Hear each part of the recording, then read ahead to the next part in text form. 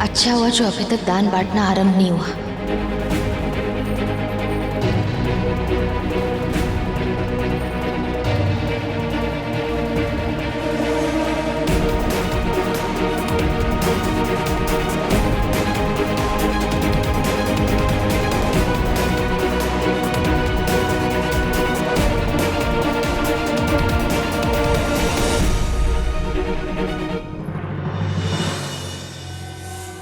क्या कर रही हो?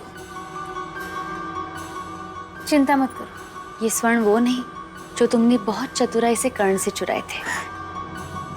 ये तो जानती हूँ कि ये वो स्वर्ण है जो तुमने कर्ण से अपने स्त्री धन में मांगा है।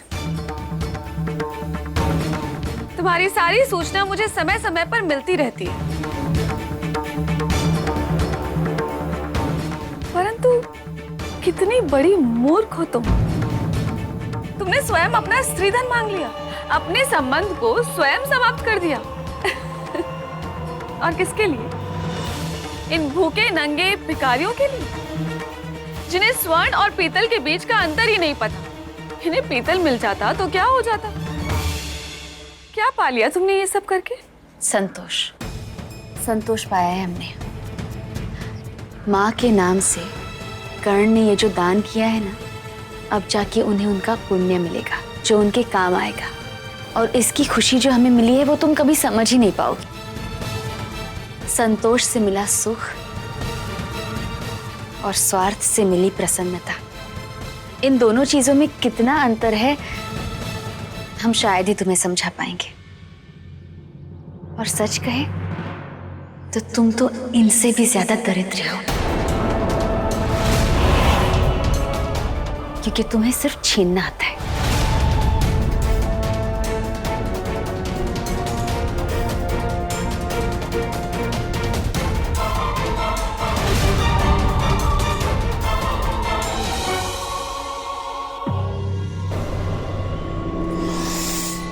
रुको,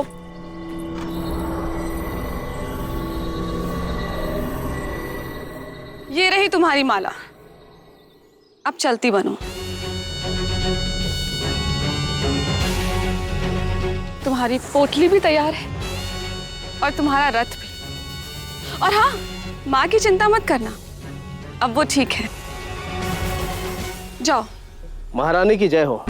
महाराज आपकी प्रतीक्षा कर रहे हैं। पटरानी पद की घोषणा की विधि आरंभ होने वाली है।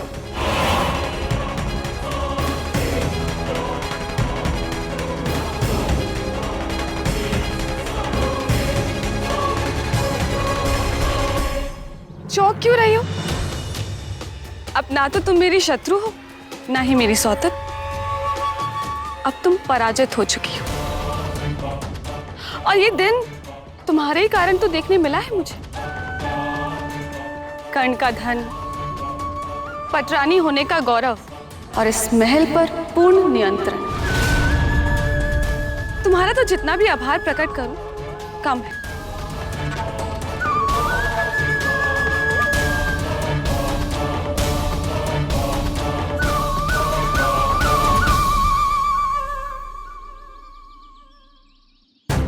कर्ण का धन, पटरानी होने का गौरव और इस महल पर पूर्ण नियंत्रण। अपने संबंध को स्वयं समाप्त कर दिया। और किसके लिए? इन भूखे नंगे भिखारियों के लिए, जिन्हें स्वर्ण और पीतल के बीच का अंतर ही नहीं पता। इन्हें पीतल मिल जाता तो क्या हो जाता? तुम्हारा तो जितना भी स्वर्ण और पीतल के बीच का अंतर होने का गौरव और इस महल पर अपने संबंध, जिन्हें स्वर्ण और पीतल के बीच का अंतर ही नहीं पता।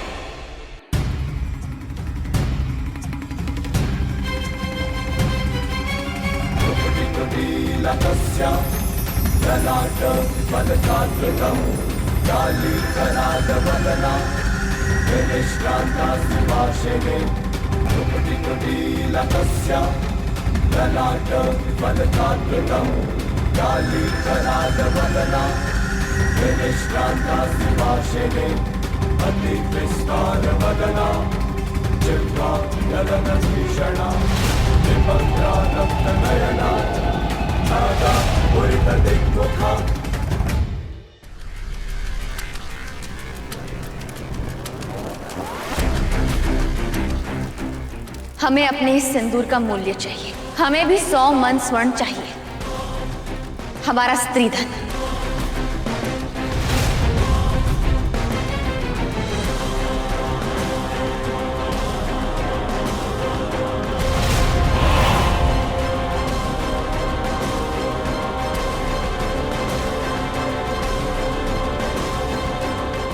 महाराज, अब आप इस हवन अग्नि के समक्ष परिक्रमा कीजिए।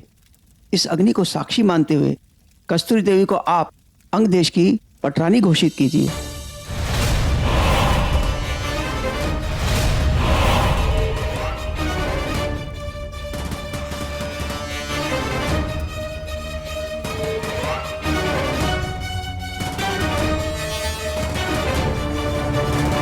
कस्तूरी के खेल से कर्ण तो अनजान है, परंतु हम तो सब जानते बूझते यहाँ से जा रहे थे।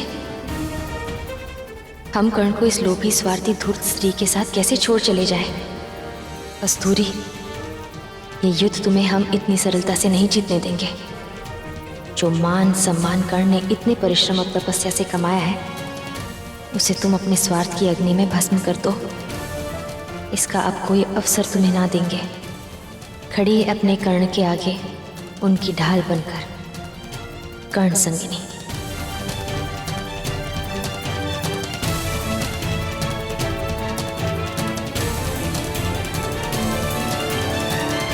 मैं अंगराज कर्ण अपनी पत्नी कस्तूरी को पटरानी को। उर्वी,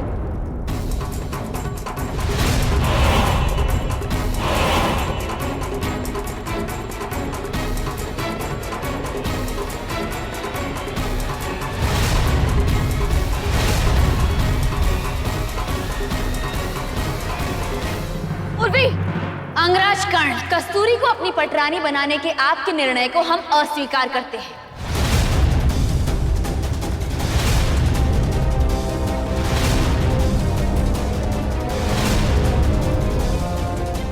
और आपके इस निर्णय को हम भरी सभा में चुनौती देते हैं। आपने किस आधार पर कस्तूरी को अपनी पटरानी चुना है? जरा बताइए हमें, बताइए इस पूरी प्रजा को।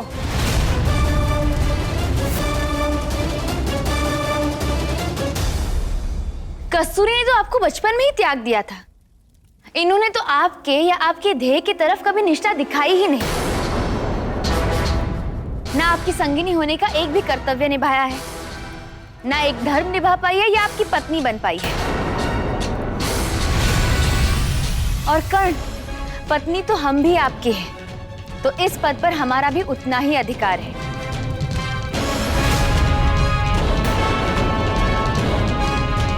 अगर आपको लगता है कि हम इस पद के लिए योग्य नहीं, तो ठीक है, पर यह भी अपनी योग्यता सिद्ध करे और फिर पटरानी बने। आप दोनों पत्नियों में भेद नहीं कर सकते कर्ण। मेरा निर्णय हमेशा निष्पक्ष रहा है, तो आज पक्षपात करने का कलंक मैं स्वयं पे नहीं ले सकता।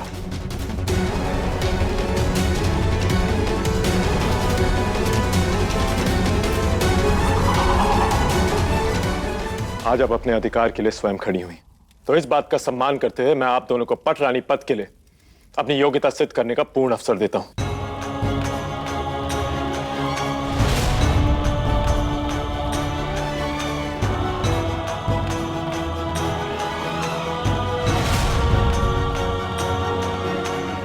ये उर्वी अब कौन सा नया नाटक करने आई है?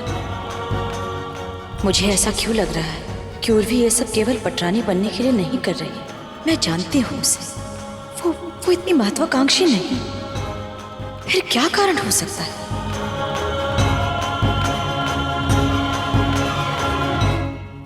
पट रानी में 3 गुण हैं। पहला तो उसकी निष्ठा। शास्त्रों में लिखा है यदि पट रानी में निष्ठा ना हो तो राजा को भी भ्रष्ट होने में देर नहीं लगती। दूसरा उसकी बुद्धिमत्ता। मूर्ख पट रानी शत्रुओं को खुला आमंत्रण है। और तीसरा गुण है कि वो कितनी उत्तम गृह स्वामिनी है, क्योंकि जिस राजमहल में आव भगत में कमी रह जाती है उसके कोई मित्र नहीं होते। और इन्हीं 3 आदर्शों पर उसे परखा जाएगा।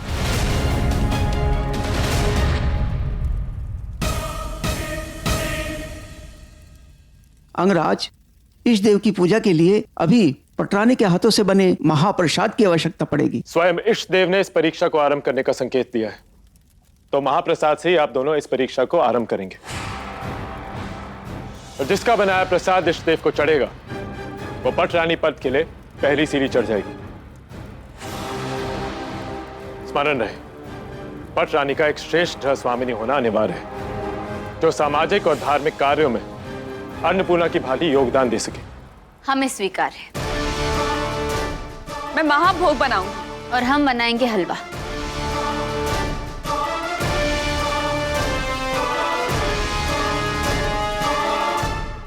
आप हलवा नहीं बना सकती।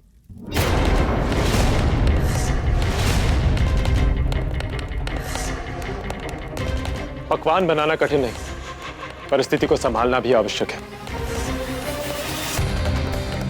आयोजन से अधिक महत्वपूर्ण है अपने अतिथियों का हृदय जीतना, और इसकी परख अब होगी।